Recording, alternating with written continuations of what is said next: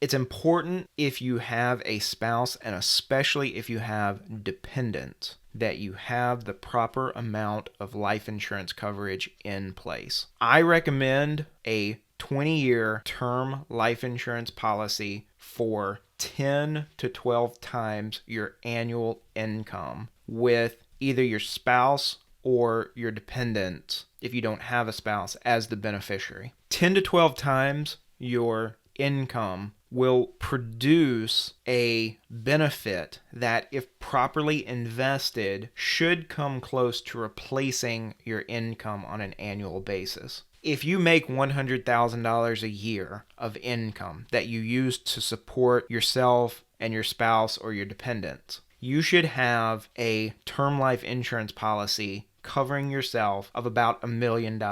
That way, if that $1 million is invested and generates gains year over year of 8, 10, 12%, then those annual gains of about 10% of that $1 million or $100,000 should replace your income. You might have circumstances that would affect either the term that you should cover or the amount of coverage that you need. So talk to a financial advisor and an insurance broker to determine the right amount for you.